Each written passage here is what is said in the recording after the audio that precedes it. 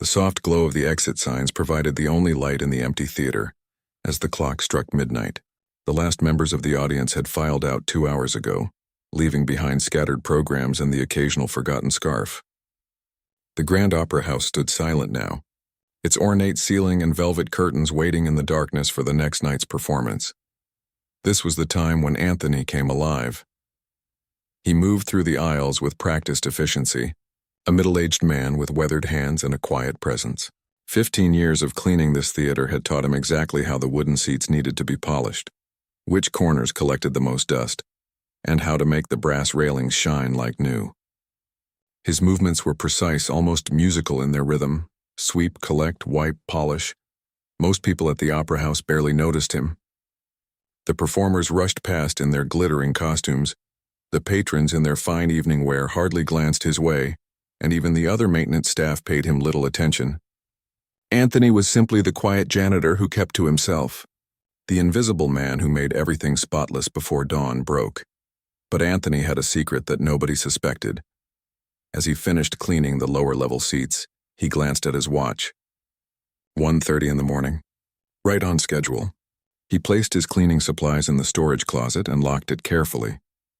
Then, after making sure the building was truly empty, he approached the stage with reverent steps. The magnificent grand piano sat center stage, its polished ebony surface catching the faint light. It was a Steinway concert grand, worth more than Anthony would earn in 10 years.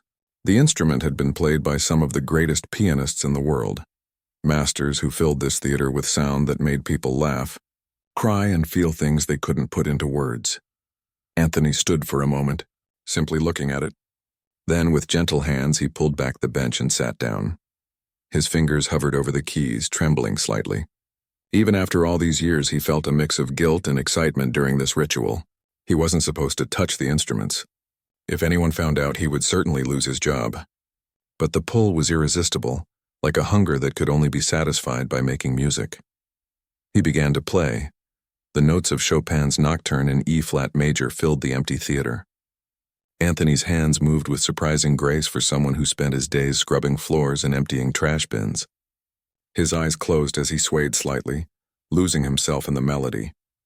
The music rose to the rafters of the grand old building, touching places that hadn't heard a sound in hours. Nobody would have guessed that Anthony had never taken a proper piano lesson in his life. His education had come from watching. For 15 years, he had observed every pianist who performed on this stage. During rehearsals, he would find reasons to dust the balcony seats, his eyes never leaving the musicians' hands. He noticed how they positioned their fingers, how they used the pedals, how they leaned into certain phrases and pulled back on others. At home, he practiced on a small electronic keyboard he'd found at a yard sale, its plastic keys a poor imitation of the magnificent instrument he played now. But 3 nights a week, in the empty hours between midnight and dawn, the grand piano became his teacher. "I thought I heard something in here," a voice said from the darkness. Anthony's hands froze above the keys. His heart hammered in his chest as he squinted toward the sound. A figure emerged from the shadows, Mrs. Chen, the elderly woman who had been playing violin with the orchestra for over 40 years. "I'm sorry," Anthony stammered, already rising from the bench. I shouldn't have." Mrs. Chen held up a hand. "I forgot my reading glasses." She tilted her head, studying him. "That was Chopin you were playing." Anthony nodded, his face burning with shame. "I'm really sorry. I know I'm not supposed to touch the instruments." "How long have you been playing like that?" she asked, stepping closer. "I don't really play," he said, looking down. "I just watch and try to copy." Mrs. Chen's eyebrows rose. "You've never had lessons?" Anthony shook his head. "Play something else," she said, not a request but a gentle command. His hands shaking now, Anthony sat back down. He placed his fingers on the keys and began to play the beginning of Rachmaninoff's Piano Concerto No. 2. It was a piece he'd heard rehearsed just last week, its passionate melody still fresh in his mind. Mrs. Chen listened, her face unreadable. When he finished the first movement, she nodded once. "You have a gift," she said simply. "It would be wrong to waste it." Before Anthony could respond, she walked to the edge of the stage, retrieved her glasses from a small table, and headed toward the exit. At the door, she paused. "I practice here most mornings at 5, she said without turning around. If you finish your work early, perhaps you could join me." Then she was gone, leaving Anthony stunned on the bench. The next morning, and every morning after that, Anthony made sure to finish his cleaning by 4:45. Mrs. Chen never mentioned their late-night encounter again, but she began each session by playing a piece and then watching as Anthony attempted to replicate it. She offered small corrections. "Your wrist is too stiff," or "that passage needs more breath." But mostly she let him discover the music in his own way. These dawn lessons continued for months, their unusual friendship growing in the quiet hours before the rest of the world awakened. Anthony learned that Mrs. Chen had escaped political turmoil in her home country decades ago, arriving in America with only her violin and a suitcase. She understood what it meant to find solace in music when life offered little else. One morning, as winter turned to spring, Mrs. Chen arrived with a stack of sheet music. "It's time you learned to read this," she said, placing it on the piano. "Your ear is good, but your mind needs to understand what your fingers are doing." Anthony stared at the mysterious symbols. At 48 years old, the idea of learning a new language seemed impossible. But he thought of all the hours Mrs. Chen had given him and knew he couldn't refuse. So he added another skill to his nightly routine, studying music theory, in the small apartment he rented above a convenience store. He fell asleep with notation books on his chest and woke with melodies in his head. Slowly, the black dots and lines on the page began to make sense, revealing a world even richer than the one he discovered by ear. His playing improved dramatically. Mrs. Chen noticed, though she was sparing with her praise. "You might make something of yourself yet," she said one morning, which Anthony understood to be high approval. The seasons changed, and Anthony's secret life continued. By day, he was still the invisible janitor, nodding politely when people bothered to acknowledge him at all, but in those precious hours when the theater belonged to him and Mrs. Chen, he was an artist discovering his voice. Then came the announcement that changed everything. The Grand Opera House would be hosting the International Piano Competition, one of the most prestigious events in the classical music world. For 2 weeks, the finest young pianists from around the globe would perform on the very stage where Anthony practiced in secret. The entire staff was called to a meeting where the new management company outlined heightened expectations. "This event will put our venue on the map," said the new director, a sharp-eyed man in an expensive suit. "Everything must be perfect. The cleaning schedule will change to accommodate rehearsals and multiple performances each day." Anthony's stomach sank as he listened to the new requirements. The overnight hours when the theater had been his would now be filled with stage preparations and security patrols. There would be no more midnight sessions at the piano, no more early morning lessons with Mrs. Chen. Additionally, the director continued, "We're implementing new efficiency measures. From now on, stage cleanup will begin immediately after performances, while audiences are still exiting. We need faster turnaround for morning rehearsals." His eyes landed directly on Anthony. "This means you'll be more visible than before. Just clear the stage quickly and don't disturb anyone." The message was clear. Do your job. Stay invisible. Don't get in the way of the important people. That night, Anthony cleaned the theater with a heavy heart. When he reached the stage, he looked longingly at the piano but didn't approach it. Security cameras had been installed in preparation for the competition, their red lights blinking in the darkness. As he swept around the piano, careful not to touch it, he heard footsteps. "You're not playing tonight?" Mrs. Chen asked, emerging from the wings. "I can't anymore," Anthony said. "They've changed everything for the competition." Mrs. Chen frowned. "That's a shame. You were making good progress." Anthony shrugged, trying to hide his disappointment. "It was just a dream anyway. I'm too old to start something like this." "Nonsense," Mrs. Chen said sharply. "The competition begins next week. You should hear these pianists, learn from them." "I'll be working," Anthony reminded her. "And anyway, tickets are too expensive." Mrs. Chen considered this, then reached into her bag and pulled out a staff pass. "Take this. It will get you into the back of the hall during performances. Come when you can." Anthony accepted the pass with grateful hands.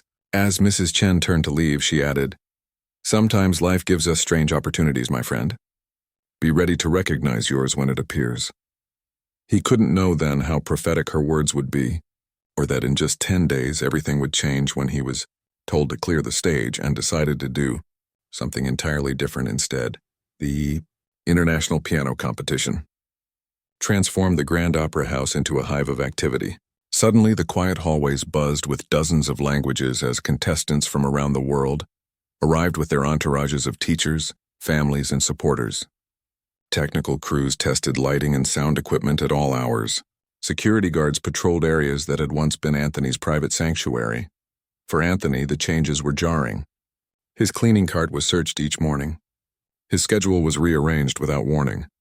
The new management team viewed him with suspicion, as if a man who had faithfully cleaned the same building for 15 years might suddenly decide to steal something. "Make sure you're wearing your ID badge at all times," the head of security told him, "and stick to the areas you're assigned to clean. No wandering." Anthony nodded politely, the badge hanging around his neck like a weight. He understood what was happening. With so many important people in the building, the management wanted to make sure everyone knew their place, and his place was at the bottom. Still, he had the staff pass Mrs. Chen had given him. On the third night of the competition, after finishing his evening cleaning duties, he slipped into the darkened balcony to watch the performances. The first pianist was a young woman from Japan who played Liszt with technical perfection. Anthony watched her hands flying across the keys, noting how she used her whole body to bring power to certain passages. The second was a stern-faced man from Germany, who attacked Beethoven's Appassionata with fierce precision. But it was the third pianist who took Anthony's breath away. A young man from Venezuela with wild curly hair sat at the piano with casual confidence. When he began to play Rachmaninoff, the same concerto Anthony had been practicing in secret, the music seemed to pour from him like water. There was something in his playing that went beyond technique, beyond even emotion. It felt like truth. Anthony sat motionless in the shadows, tears streaming down his face. This was what music could be. This was what he had been reaching for all these years in his midnight sessions. "Beautiful, isn't he?" Mrs. Chen whispered, sliding into the seat beside Anthony. Anthony nodded, unable to speak. "His name is Luis. He grew up in a slum outside Caracas, taught himself on a broken piano at a community center." Mrs. Chen's eyes twinkled in the darkness. "Some things you can't learn in fancy music schools." When Luis finished, the audience erupted in applause. Anthony clapped until his hands hurt. "I could never play like that," he said finally. Mrs. Chen considered this. "No," she agreed. "You would play like you. That's the point." For the next week, Anthony attended every performance he could. He absorbed each pianist's technique, their individual approaches to the same pieces. During the day, he cleaned with new energy, humming the melodies he'd heard the night before. Even the increasing demands of the new management couldn't dampen his spirits. Then came the announcement. "Due to our updated security protocols, all staff without performance-related duties will be required to leave the building immediately after their shifts." The director informed them at a morning meeting. No exceptions. Anthony felt the floor drop beneath him. His staff pass would be useless if he couldn't stay in the building after work. He looked across the room at Mrs. Chen, who frowned and shook her head slightly. That night, as he mopped the lobby floor, the director approached him. "Anthony, isn't it?" he said, checking the name on the badge. "Yes, sir," Anthony replied, continuing to mop. "I noticed you've been staying after hours to watch the performances." The director's voice was casual, but his eyes were cold. Anthony's heart raced. "Mrs. Chen gave me a pass. I didn't think—" "Mrs. Chen doesn't make the rules," the director cut in. "Those seats are for paying customers and authorized personnel. Not for—" He gestured vaguely at Anthony's mop. "The cleaning staff." The words stung more than they should have. Anthony had never considered himself entitled to special treatment. But after 15 years of dedication to this building, knowing every creaking floorboard, every temperamental light fixture, being dismissed as just cleaning staff felt deeply unfair. "I understand," he said quietly, focusing on the floor. "Good. I'm glad we cleared that up." The director turned to leave, then paused. "Oh, and we're implementing new procedures for final night cleanup. You'll need to start clearing the stage immediately after the encore, while the audience is still exiting. We have an early rehearsal the next morning." "But people will still be in the theater," Anthony protested. "Won't it disturb them?" The director sighed impatiently. "Just be discreet. Move quickly. Don't draw attention to yourself." He checked his expensive watch. "That shouldn't be difficult for you."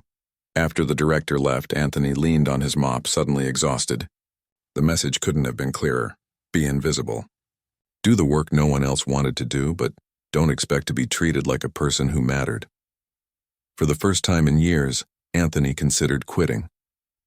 He could find another job, maybe not one, that paid as well or offered the nighttime solitude he had come to love, but somewhere he might be seen as more than just a pair of hands that cleaned up other people's messes.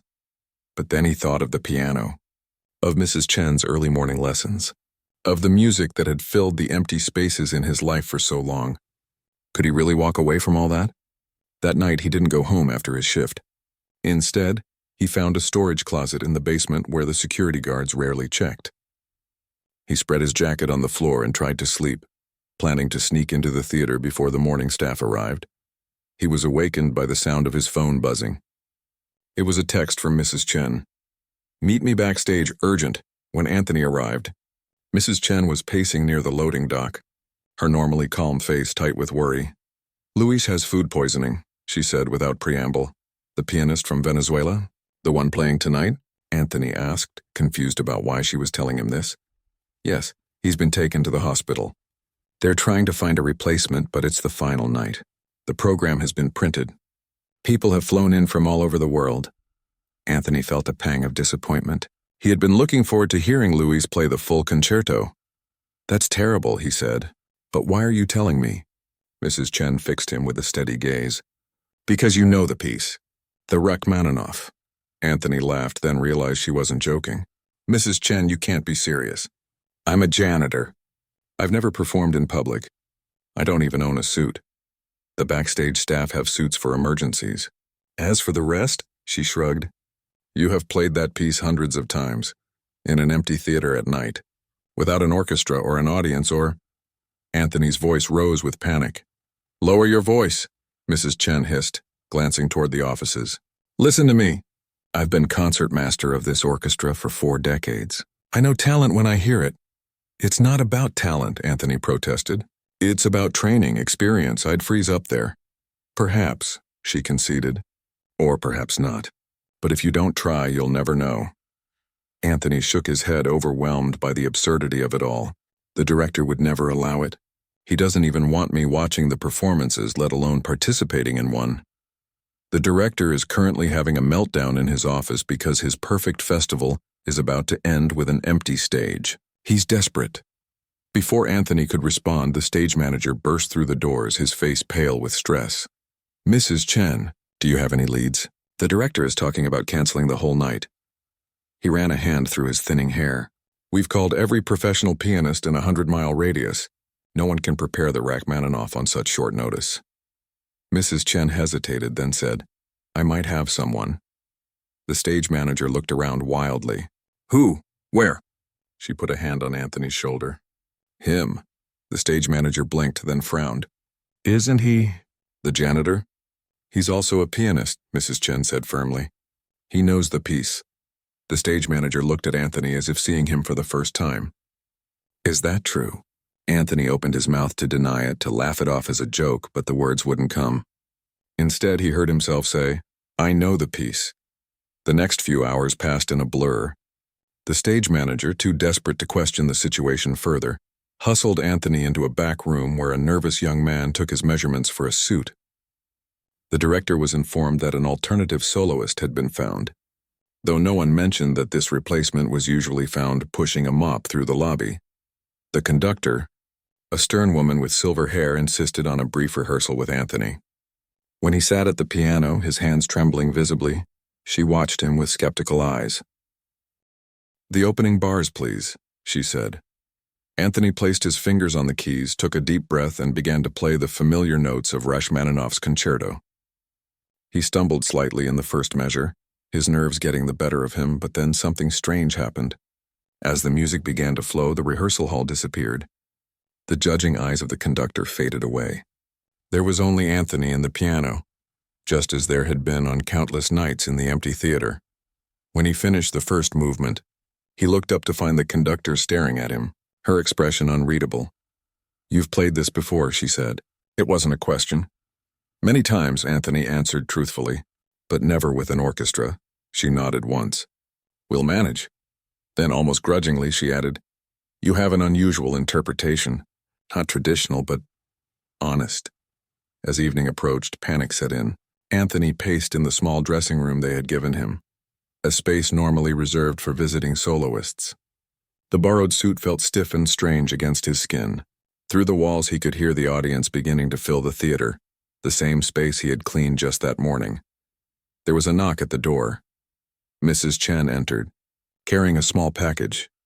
"These belong to my husband," she said, handing him a pair of cufflinks. He was also self-taught, a carpenter who played the cello like an angel. Anthony accepted them with shaking hands. "I can't do this." "You already are doing it," she said simply. 5 minutes to curtain, and then she was gone, leaving Anthony alone with his fear and a pair of borrowed cufflinks that seemed to carry the weight of someone else's dreams. Anthony stood in the wings, his heart hammering so loudly he was certain the audience could hear it. The heavy velvet curtain separated him from hundreds of classical music enthusiasts, critics, and industry professionals who had come to witness the triumphant conclusion of the international piano competition. Instead, they were about to watch a janitor attempt to play one of the most difficult piano concertos ever written. 5 minutes, a stagehand whispered as he hurried past Anthony, tugged at the collar of his borrowed suit. The fabric felt stiff and unfamiliar against his skin, so different from the comfortable work clothes he'd worn for years. He flexed his fingers, trying to keep them loose and warm. "You look like you might be sick," said a voice behind him. He turned to find the conductor watching him with narrowed eyes. "I'm fine," he lied. She didn't smile. Nerves are normal, even for experienced soloists. But once you start playing, let the music take over. She tapped her baton against her palm. "Remember, we follow you in the cadenza, not the other way around." Anthony nodded, though the thought of an entire orchestra following his lead made his stomach twist into tighter knots.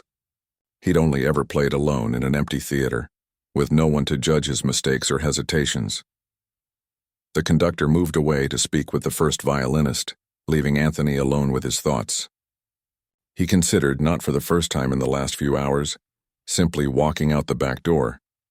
He could disappear into the night, find a new job in another city, and never have to face the humiliation that surely awaited him on stage. A gentle hand touched his arm. Mrs. Chen stood beside him, her violin tucked under her arm. "You're thinking of running," she said matter-of-factly. Anthony didn't deny it. "I don't belong out there." "None of us truly belong anywhere," she replied. "We just find places that feel less wrong than others." She adjusted her bow tie with practiced fingers. "For 40 years I've watched pianists come and go on that stage. Some had more talent than you. Many had more training. But few played with the honesty I hear when you play." "Honesty won't help if I freeze up or hit wrong notes," Anthony said. "Perhaps, but perfect notes without heart are just noise." She squeezed his arm. "Remember why you play." Before he could ask what she meant, the stagehand returned. "Places, everyone!" The orchestra members began filing onto the stage. Mrs. Chen gave Anthony a final nod before joining them. He watched through a gap in the curtain as they settled into their chairs, adjusted their instruments, and looked expectantly toward the conductor's podium. The house lights dimmed. The audience's murmur faded to silence. Anthony's mouth went dry. The conductor stepped onto the podium to polite applause. She raised her hands and the orchestra tuned to the concertmaster's A. The sound of it, that single note expanding into a rich chord as each section joined in, sent a shiver down Anthony's spine. Then the conductor turned toward the wings and gestured for the soloist to enter. Anthony's feet felt leaden as he forced himself to walk onto the stage. The spotlights were blinding, making it impossible to see the audience's faces. He was grateful for that small mercy as he crossed to the gleaming grand piano at center stage.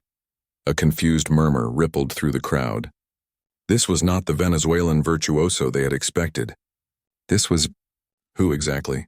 The program in their hands offered no clues, listing only special guest soloist where Luis's name should have been. Anthony sat on the bench and adjusted its height. Going through the motions, he'd observed countless soloists perform. He stared at the keys, their familiar black and white pattern the only comforting sight in this overwhelming moment. The conductor leaned down slightly. "Your name?" she whispered. "Anthony," he replied softly. She nodded and straightened. Then, in a clear voice that carried to the back of the hall, she announced, Ladies and gentlemen, due to sudden illness, Luis Mendoza is unable to perform tonight. In his place, we are honored to present soloist Anthony, performing Rachmaninoff's Piano Concerto No. 2 in C minor. The audience's reaction was a mix of disappointed sighs and uncertain applause. A few people near the front exchanged confused glances, perhaps wondering if they had misheard the soloist's credentials, or lack thereof. Anthony looked up at the conductor, who gave him a curt nod. This was it, the moment that would either vindicate Mrs. Chen's faith in him or confirm everyone else's doubts. Placed his hands on the keys and began the famous opening chords. The first notes came out, hesitant and slightly uneven. Anthony's fingers, normally so sure when he played alone, felt stiff and awkward under the weight of hundreds of watching eyes. He fumbled a passage in the fourth measure, his right hand landing on a jarring wrong note. A few audience members shifted uncomfortably in their seats. In the orchestra, the first flutist raised an eyebrow at the second. Even the conductor's shoulders tensed slightly as she prepared to guide her musicians through what was shaping up to be a disastrous performance. Anthony closed his eyes, trying to find his center. In the darkness behind his eyelids, he saw the empty theater where he had played for so many nights. He felt the quiet that had always embraced his music, asking nothing of him but honesty. Remember why you play. Mrs. Chen's words echoed in his mind. Why did he play? Not for applause or recognition. Not to impress anyone. He played because music was the one thing in his life that made him feel whole. It was the language his heart spoke when words failed. He took a deep breath and began again, this time not fighting his nerves, but accepting them as part of the moment. His fingers found the keys with growing confidence, no longer playing the notes as he thought they should sound. But as he felt them, the orchestra entered, at first tentatively, then with increasing assurance as they realized this unusual soloist knew where he was going. The music began to flow between them, a conversation rather than a performance. By the time they reached the lush second movement, something extraordinary was happening. Anthony's playing had none of the polished perfection of a conservatory-trained pianist, but it possessed something many technically flawless performances lacked: raw emotional truth. He played like a man who had known loneliness and found solace in beauty, like someone who had spent years observing life from the sidelines and poured all of that quiet watching into his music. In the audience, a woman closed her eyes, a tear sliding down her cheek. A retired piano teacher leaned forward in his seat, fascinated by this unorthodox interpretation.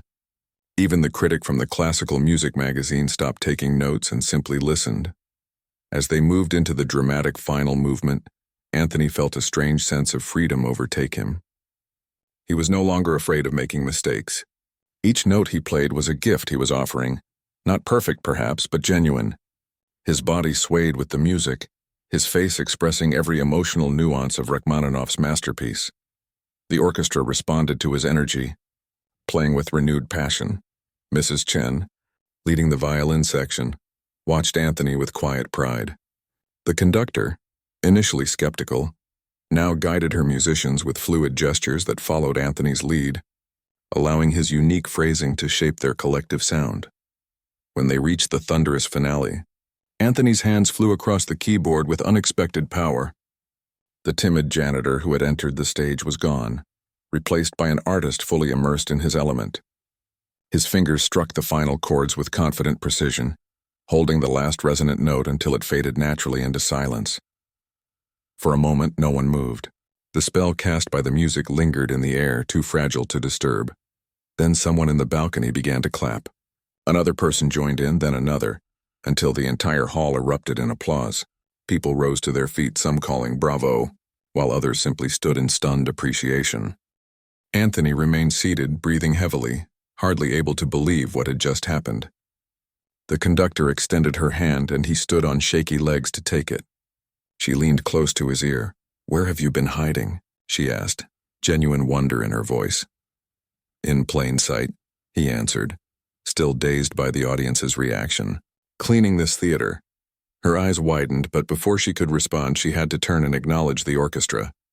The applause continued, showing no signs of diminishing. Anthony bowed awkwardly, unused to being the center of attention rather than the invisible presence at the edges of the room. As he straightened, He caught sight of a figure standing in the wings, the director, his face a mask of shock and disbelief. Next to him stood Mrs. Chen, applauding with everyone else, but with a knowing smile that said, "I told you so." The applause finally began to subside. The conductor gestured for Anthony to exit the stage, following the traditional protocol for soloists. He crossed behind her, nodding his thanks to the orchestra members, some of whom tapped their bows against their stands, a musician's highest form of approval. As he stepped into the shadowed wings, leaving the brightness of the stage behind, Anthony felt a curious sense of calm. Whatever happened next, whether this night remained a beautiful anomaly or became the first step toward a different life, he had experienced something precious. For one transcendent evening, the man who had been told merely to clear the stage had instead filled it with his soul. But the night was far from over. In the green room, a crowd of people was already gathering: critics, music professors, representatives from record labels, all eager to meet the mysterious janitor whose playing had moved them to tears. The backstage area of the Grand Opera House had never been so crowded. People pressed against each other in the narrow hallway outside the green room, their excited voices creating a buzz that filled the usually quiet space. Security guards who had previously watched Anthony with suspicion now struggled to maintain order as reporters, music industry professionals, and curious audience members all tried to catch a glimpse of the night's unexpected star. Inside the green room, Anthony sat alone on a small sofa, still wearing the borrowed suit that now felt damp with sweat. His hands trembled slightly as the adrenaline that had carried him through the performance began to fade. He stared at his fingers, the same fingers that had just drawn tears in standing ovations from hundreds of people, and wondered if the past hour had been a dream. A knock on the door broke his trance. Mrs. Chen entered, followed by the conductor and a tall, elegant woman Anthony didn't recognize. "They're going crazy out there," Mrs. Chen said, her usually calm voice tinged with excitement. "I've never seen anything like it." The conductor nodded in agreement. "In 30 years of conducting, I've rarely witnessed an audience react that way to a debut." She studied Anthony with new respect, especially to a performance that began so. She searched for a diplomatic word. Tentatively. Anthony managed a weak smile. "I was terrified. Yet you found your way through it," the conductor said. "That's what matters." The tall woman stepped forward, extending her hand. "Diane Powell, Harmonia Records." Her handshake was firm, her gaze direct. "I'd like to talk to you about recording an album." Anthony blinked at her, certain he had misheard. "I'm sorry?" "An album," she repeated. "Your interpretation of Rachmaninoff was unconventional but deeply moving. There's a market for that kind of authentic emotional connection." She pulled a business card from her jacket pocket. "Classical music needs fresh voices, new perspectives." Anthony took the card automatically, too stunned to respond. A recording contract for him? Just hours ago, he had been mopping floors and emptying trash bins. Before he could formulate a reply, the door burst open again. The director strode in, his face flushed with a mixture of anger and confusion. He stopped short when he saw the small gathering. "What is the meaning of this?" he demanded, looking from Anthony to Mrs. Chen. "Do you have any idea what you've done?" Mrs. Chen raised an eyebrow. "Saved your festival from ending with an empty stage, I believe." The director ignored her, focusing his fury on Anthony. "You lied about who you are. You deceived everyone." "I never claimed to be anything I'm not," Anthony said quietly. "I'm the janitor. I also play piano, without training, without credentials." The director ran a hand through his hair in exasperation. "Do you understand the reputation of this competition? The standards we maintain?" The conductor cleared her throat. "If I may, Richard." The audience didn't seem particularly concerned about his credentials. They gave him a 5-minute standing ovation. "That's not the point," the director insisted. The point, Diane interrupted smoothly, "is that this man just delivered one of the most talked-about performances in recent memory." She handed the director her business card. "I'm offering him a recording contract. Several of my colleagues are prepared to do the same." The director stared at the card, then at Anthony, his expression shifting from outrage to calculation. Anthony could almost see the thoughts racing behind his eyes. The publicity this could generate, the attention it would bring to the festival and, by extension, to its director. Well, he said finally, his tone softening. This is certainly an unusual situation. A commotion outside the door interrupted them. A young woman with a press badge pushed her way into the room, followed by a photographer. Mr. Anthony, she called out. Eliza Wong from the Classical Review. Can you tell our readers about your musical background? Where did you study? Before Anthony could answer, more reporters crowded into the already packed room, each shouting questions. Is it true you're the janitor here? How long have you been playing piano? Were you discovered cleaning the theater after hours? The room spun around Anthony. The faces, the questions, the business card in his hand, it was all too much, too fast. He had lived most of his life in the quiet margins, invisible to the very people who now clamored for his attention. The weight of their expectations pressed against his chest, making it difficult to breathe. He stood abruptly. I need some air. Pushing past the surprised reporters, he hurried out of the green room and down the hall, not sure where he was going except away from the noise and the questions. He found himself in a service corridor he knew well, one he had cleaned thousands of times over the years. The familiar smell of floor polish and the distant hum of the building's ventilation system calmed him slightly. He leaned against the wall, closing his eyes. What was happening to his carefully ordered life? Just this morning he had known exactly who he was and what was expected of him. Now everything had changed in ways he couldn't begin to understand. There you are. Anthony opened his eyes to find Mrs. Chen standing before him, concern etched on her face. I'm sorry, he said. I couldn't stay in there. She nodded, understanding in her eyes. Too many people wanting pieces of you at once. They're asking questions I don't know how to answer. Anthony slid down the wall until he was sitting on the floor, his knees drawn up like a child. They want a story that makes sense. Poor janitor secretly practices piano and becomes an overnight sensation. He shook his head. But that's not my life. My life has been ordinary. Years of the same routine. Nothing special. Yet here you are, Mrs. Chen said, lowering herself to sit beside him with surprising agility for her age. Perhaps your life has been preparing you for this moment all along. Anthony considered this. What if I'm not ready for it? No one ever is, she replied simply. Readiness is a luxury few of us are granted. We simply do our best with the opportunities life presents. They sat in companionable silence for a few minutes, the sounds of the post-concert celebration a distant murmur. What should I do? Anthony finally asked. What do you want to do? The question caught him off guard. What did he want? For so long his wants had been small, manageable things. A quiet place to play piano, enough sleep between shifts, the satisfaction of a well-cleaned theater. Now suddenly doors were opening that he had never even known existed. I want to play, he said finally. Not for fame or money, just to play, to make people feel something. Mrs. Chen smiled. Then that's your answer. A soft cough interrupted them. They looked up to find the conductor standing at the end of the corridor. Sorry to intrude, she said, but there's someone you should meet, Anthony. She stepped aside, revealing a thin man with wild curly hair, Luis, the Venezuelan pianist whose illness had created the opening for Anthony's unexpected debut. Luis approached them with an unsteady gait, still pale from his bout with food poisoning but smiling broadly. So you are the janitor who played my Rachmaninoff, he said, his accent musical and warm. They woke me in my hospital room with videos of your performance. He extended his hand to Anthony. You play from your soul, my friend. Anthony stood to shake Luis's hand, deeply touched by the professional musician's generosity. I'm sorry you couldn't perform tonight, Luis laughed. I'm not. The world has many pianists with fancy diplomas. It needs more who play from here. He tapped his chest. Besides, I have many concerts. You had one chance, and you took it with both hands. The conductor cleared her throat. Luis has a proposition for you, Anthony. Luis nodded eagerly. I am scheduled for a small recital tour next month. 6 cities, nothing too big. His eyes sparkled with mischief. I think audiences would love to hear both of us play. Different backgrounds, different approaches to the same beautiful music.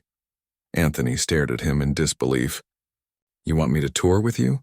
But I'm not a real pianist. Luis's smile faded, replaced by an unexpectedly serious expression. You moved people to tears tonight. What could be more real than that? He shook his head firmly. Do not let others define who is real and who is not. The music decides. The simple wisdom of Luis's words struck Anthony deeply. The music decides. Not credentials or training or fancy clothes, just the music and its power to touch hearts. Think about it, Luis said, pressing a card into Anthony's hand. Call me when you decide. With a friendly nod to Mrs. Chen and the conductor, he made his way back down the corridor. Still moving carefully but with the natural grace of a performer. The conductor watched him go, then turned to Anthony. The press is still waiting. So are those record executives. But there's a side exit through the loading dock if you want to skip all that tonight. Anthony looked down at the 2 business cards in his hand, then at Mrs. Chen, who watched him with quiet expectation. What happens to my job, he asked. I'm scheduled to clean tomorrow morning. The conductor laughed, a surprisingly warm sound from such a stern-looking woman. I think under the circumstances they'll find someone to cover your shift. Mrs. Chen stood, brushing dust from her concert blacks. The question isn't about tomorrow's shift, Anthony. It's about all the tomorrows after that. She was right, of course. Everything had changed tonight. The carefully constructed walls between his daytime existence and his secret nighttime passion had crumbled completely. He could never go back to being just the invisible man with the mop. I need time to think, he said finally. Can you tell them I've gone home? The conductor nodded. I'll handle it. But they'll find you eventually, you know. A story like this doesn't stay quiet for long. Anthony knew she was right. Already audience members had been recording his performance on their phones. By morning he might be all over social media, the janitor who stepped in for a world-class pianist and somehow held his own. As he made his way to the loading dock, Anthony felt strangely light, as if he had set down a heavy burden he hadn't known he was carrying. For 15 years he had lived a divided life, the dutiful janitor by day, the passionate musician by night. Now those 2 worlds had collided in the most public way possible. Whatever came next would be neither simple nor predictable. But for the first time in years, Anthony felt fully alive, fully seen. The man who had spent his life tidying up after others was finally stepping into the spotlight of his own story. 3 months had passed since the night that changed everything. Anthony stood at the window of a hotel room in Vienna, watching snow fall gently onto the historic streets below.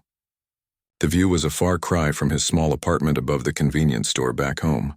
But then everything about his life now seemed to belong to someone else's story. He checked his watch. 2 hours until tonight's performance. His 10th concert in as many cities. The tour with Luis had expanded beyond the original 6 venues, after videos of their unusual partnership went viral.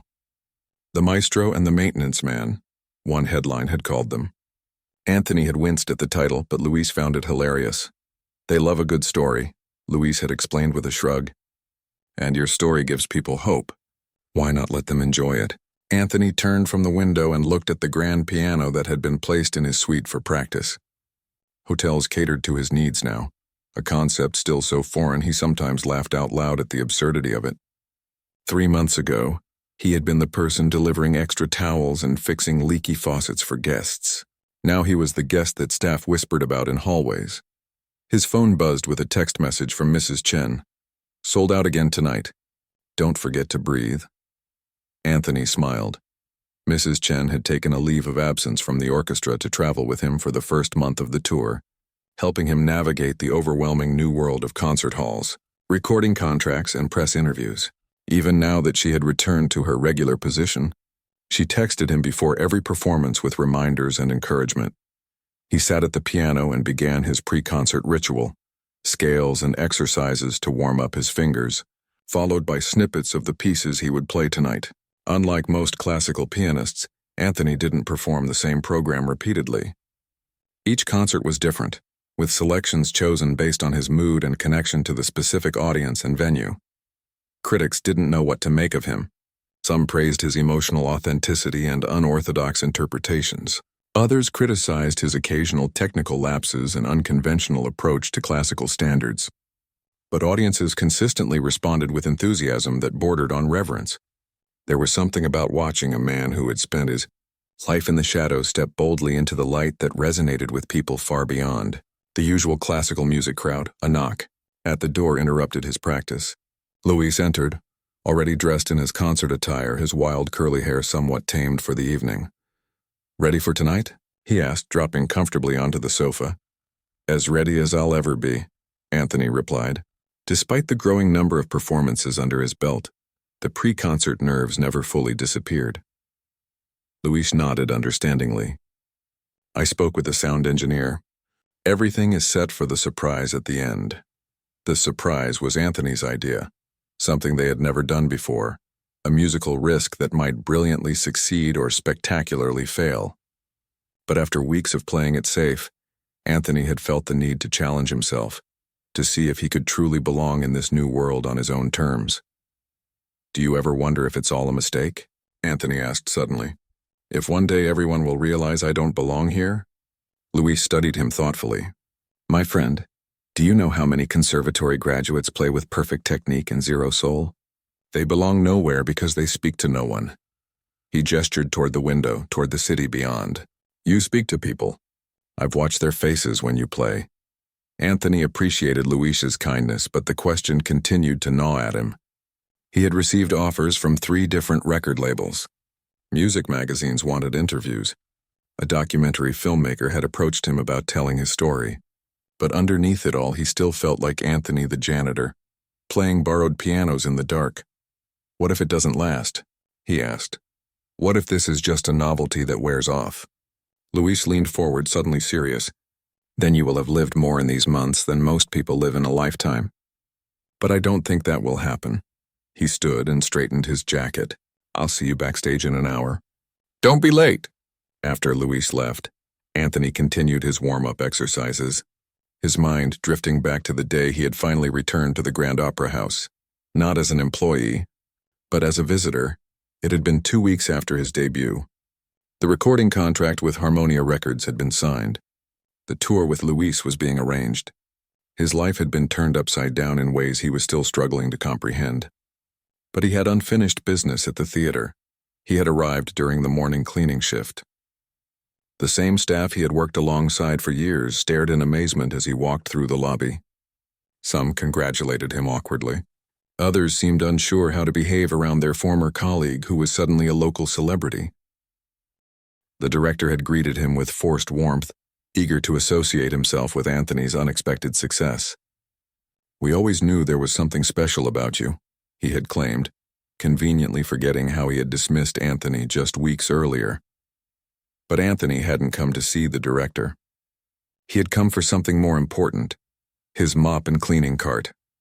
I'd like to finish my last shift properly, he had explained to his bewildered former supervisor. I never completed cleaning the stage that night. So for one final morning, Anthony had returned to his old routine. He had carefully mopped the stage where he had played Rachmaninoff. He had wiped down the seats where the audience had stood to applaud him. He had emptied the trash bins filled with programs that bore his name as special guest soloist. It wasn't nostalgia that drove him, or even a sense of duty. It was closure, a proper goodbye to the life that had sustained him for 15 years, while he nurtured his secret passion in the shadows. When he finished, he had returned the cleaning equipment to the supply closet and hung his ID badge on its hook. As he turned to leave, he found Mrs. Chen watching him from the doorway. Most people would be eager to put all this behind them, she had observed. Anthony shook his head. This place gave me everything. Even when no one noticed me, I was learning, watching, growing.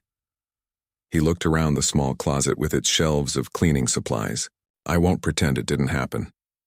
Now, sitting in a luxury hotel in Vienna, Anthony was glad he had taken the time for that goodbye. The memory grounded him as his new life threatened to sweep him away entirely. He glanced at the clock and realized it was time to head to the concert hall. He changed into his performance attire, no longer a borrowed suit, but one specially tailored for him, comfortable enough to allow the freedom of movement his energetic playing style required. The concert hall was one of Europe's most prestigious venues, its history stretching back centuries. As Anthony made his way through the backstage area, he tried not to think about the legendary pianists who had performed on the same stage. Comparing himself to them would only feed his persistent doubts. Luis met him in the wings, bouncing slightly on his toes with pre-performance energy. Full house, he whispered excitedly. And guess who's in the third row? Before Anthony could answer, Luis pointed to a program. The director from the International Piano Competition. He flew in just for this performance. Anthony's stomach tightened. The man who had told him to stay invisible, to simply clear the stage and not disturb anyone, had traveled across the ocean to see him play. The irony wasn't lost on him. "Remember our plan for the finale," Louis said, squeezing Anthony's shoulder encouragingly. "It will be magnificent." The house lights dimmed. The audience fell silent. Luis went on first, playing a selection of pieces that showcased his technical brilliance and emotional range. Anthony watched from the wings, still amazed that this world-class pianist had chosen to share his spotlight with a former janitor. Then it was Anthony's turn.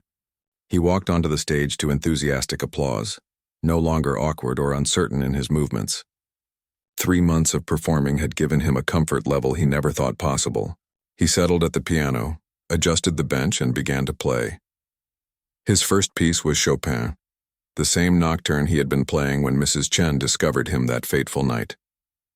His interpretation was more confident now, but retained the raw emotional quality that had first caught her attention. The audience listened in rapt silence, drawn into the intimate world he created with each phrase. After several solo pieces, Luis joined him on stage for their unique duets, arrangements they had created together, blending Luis's classical perfection with Anthony's intuitive approach. They played facing each other at 2 grand pianos, their musical conversation sometimes harmonious, sometimes playfully competitive, always genuine. As the program neared its end, Luis nodded subtly to Anthony. It was time for their surprise finale. Luis addressed the audience. "For our final piece tonight, we wish to try something we have never done before." He turned to Anthony with a smile. "My friend will improvise a piece completely new, created in this moment just for you, and I will follow where he leads." A murmur ran through the crowd. Improvisation was rare in classical concerts, especially with 2 pianists. The risk was enormous. Anthony closed his eyes and took a deep breath. Then he placed his hands on the keys and began to play, without sheet music, without rehearsal, without a safety net of any kind. The melody that emerged was simple at first, a quiet, questioning theme that spoke of uncertainty and longing. As his confidence grew, so did the complexity of the music. Luis watched intently, then began to add his own voice to the improvisation, supporting and enhancing Anthony's creation without overshadowing it. What followed was 12 minutes of music that existed nowhere else in the world. Born in that moment from Anthony's life experiences, his struggles and triumphs, his journey from invisibility to recognition, the piece built to an exhilarating climax that incorporated elements of Rachmaninoff, a musical thank you to the composer whose work had changed Anthony's life before resolving into a peaceful conclusion that felt like coming home. When the final notes faded into silence, the audience remained still for several heartbeats. Then as one, they rose to their feet in thunderous applause. Luis embraced Anthony, whispering, "You see? The music decides, and it has decided you belong."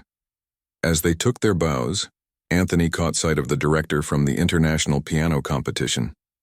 The man who had once told him to stay invisible was now on his feet, applauding with everyone else. Later that night, after the post-concert reception, Anthony returned to his hotel room and found a small package waiting for him. Inside was a familiar pair of cufflinks, Mrs. Chen's late husband's, and a note, "For your journey forward. Never forget where you started." Anthony placed the cufflinks carefully on the nightstand and went to the window. The snow had stopped, leaving Vienna blanketed in pristine white. Tomorrow they would travel to another city, another concert hall, another audience. He wasn't just a janitor anymore. But he wasn't just a pianist either.